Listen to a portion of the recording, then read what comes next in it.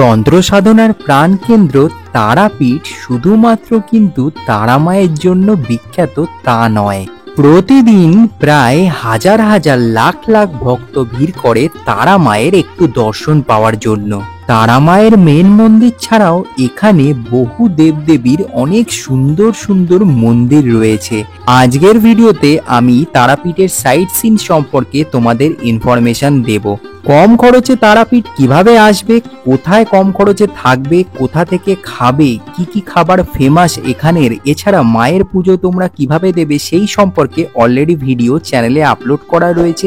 সেই ভিডিওর লিংক আমি ডেসক্রিপশনে প্রোভাইড করে দিচ্ছি, তোমরা দেখে নিতে পারো। তো চলো আর বেশি বকবো না, শুরু করা যাক আজকের ভিডিও। সকাল 8টার মধ্যে টোটো নিয়ে আমরা বেরিয়ে পড়লাম সাইট সিনের উদ্দেশ্যে। তারাপীঠের সাইট সিনে তোমরা 6টা থেকে 7টা স্পট পেয়ে যাবে। 250 থেকে 300 টাকার মধ্যে এতগুলো জায়গা তোমরা ঘুরে দেখে নিতে পারবে।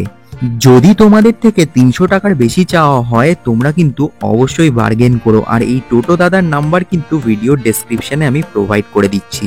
আজকের পর্বের প্রথম মন্দির হচ্ছে প্রভু বাঁকড়ায়ের শ্রী মন্দির। সত্যি গ্রামের ভিতরে যে এত সুন্দর সুন্দর মন্দির দেখতে পাবো তা কিন্তু আমি আশা করিনি। এই মন্দিরে কিন্তু সব ঠাকুর বিরাজমান, যাকে এক কথায় গুপ্ত বৃন্দাবনও বলা হয়। মন্দিরের প্রবেশ পথেই তোমরা এরকম অনেক ঠাকুরের মূর্তি দেখতে পাবে, কিন্তু মন্দিরের ভিতরে যেহেতু ক্যামেরা এলাও ছিল না তাই ভিতরটা তোমাদের দেখাতে পারলাম না।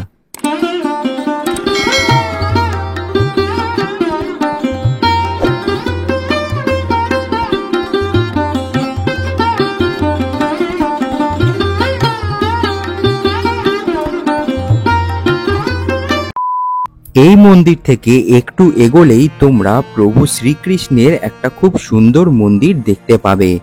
জুতো বাইরে খুলেই আমরা ভিতরে প্রবেশ করলাম, আর মন্দির চত্বর কিন্তু খুবই পরিষ্কার পরিচ্ছন্ন ছিল।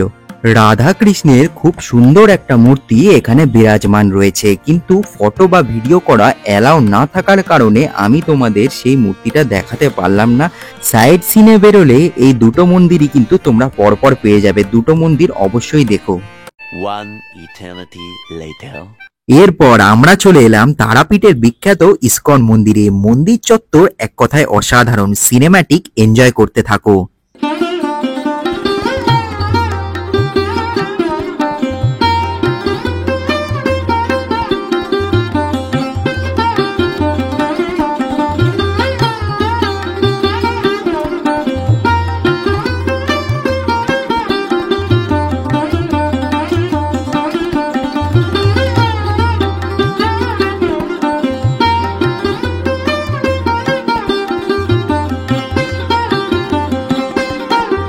বন্ধুরা, এখানে কিন্তু সব মন্দিরে ভিডিও করা অ্যালাউ নেই, তাই যতটা পারছি আমি দেখানোর চেষ্টা করছি।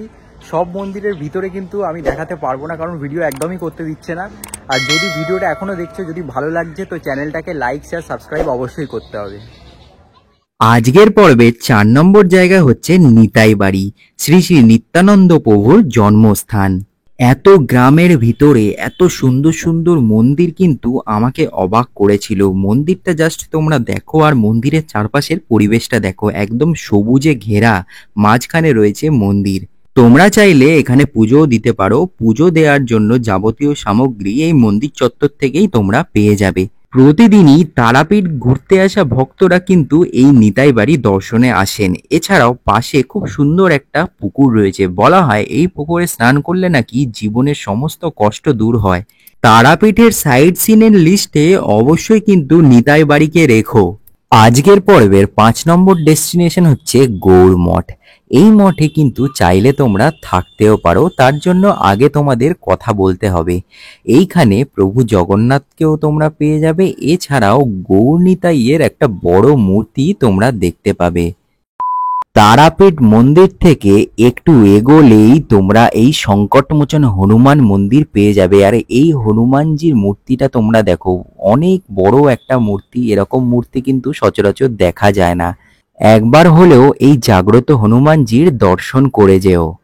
এখন তোমাদের নিয়ে চলে এসেছি বীরভূম জেলার আটলা গ্রামে, যেখানে সাধক বামাখ্যাপা জন্মগ্রহণ করেছিলেন। এই সেই মায়ের মন্দির যেখানে সাধক বামাখ্যাপা নিজে পুজো করে গেছেন। 1838 সালের 12ই ফেব্রুয়ারি বীরভূম জেলার আটলা গ্রামে শিবরাত্রির দিন এই বামাখ্যাপা জন্মগ্রহণ করেন। প্রতিদিন প্রায় প্রচুর ভক্ত তারাপীঠ ঘুরতে এসে এই আটলা গ্রাম থেকে ঘুরে যায়, কারণ এখানে আসলে তোমরা সেই বামাখ্যাপার পুরনো খড়ের চালের বাড়ি দেখতে পাবে। এখন তোমাদের নিয়ে চলে এসেছি তারাপীঠের মহাশ্মশানে। সন্ধ্যের পর থেকেই এখানে সমস্ত যজ্ঞ শুরু হয়, আর এই জায়গাতেই কিন্তু পশু বলি দেওয়া হয়। জায়গাটাতে যতটা ভালো লাগবে ততটাই জায়গাটাকে রহস্যময় বলে মনে হবে। এই শ্মশানে তোমরা এরকম প্রচুর সাধুদের দেখতে পেয়ে যাবে। বন্ধুরা, ভিডিওটা যদি ভালো লাগছে তো চ্যানেলটাকে সাবস্ক্রাইব করতে হবে, একটা মিষ্টি কমেন্ট করে দিও, আর ভিডিওটা শেয়ার করো। আর যদি কোনো ডাউট থাকে কমেন্ট কিন্তু অবশ্যই করো, আমি সমস্ত কমেন্টের রিপ্লাই করব। আজকের এই তারাপীঠের সাইট সিন পর্বে শেষ জায়গা হচ্ছে এই নারায়ণ মন্দির। এই নারায়ণ মন্দির কিন্তু খুব ইউনিক লেগেছে, কারণ এখানে প্রবেশ করতে গেলে তোমাদেরকে এই জলের ওপর দিয়ে যেতে হবে, তাতে তোমাদের পাটাও ধুয়ে যাবে। তো পা ধুয়ে তোমরা ডাইরেক্ট মন্দিরে প্রবেশ করবে। আর মন্দিরের সামনে থেকে দেখো কি সুন্দর একটা ঝর্ণা নেমে গেছে। হ্যাঁ, কৃত্রিম ঝর্ণা যদিও, কিন্তু তাও এই মন্দিরে সাজানো কিন্তু এক কথায় অসাধারণ। আর ভিতরে এরকম লক্ষ্মী নারায়ণের মূর্তি তোমরা দেখতে পাবে। পুরো মন্দিরটা খুব সুন্দর লাইট দিয়ে সাজানো রয়েছে। এই মন্দিরে বসে থাকলে কখন যে সময় কেটে যাবে তা তোমরা বুঝতেই পারবে না। বন্ধুরা, তারাপীঠের ভিডিও এই অবধি থাকবে। আশা করি তোমাদের ভিডিওটা ভালো লেগেছে, সমস্ত ইনফরমেশন তোমাদেরকে দিতে পেরেছি। দেখা হচ্ছে নতুন আর একটা ভিডিওর সাথে। বাই।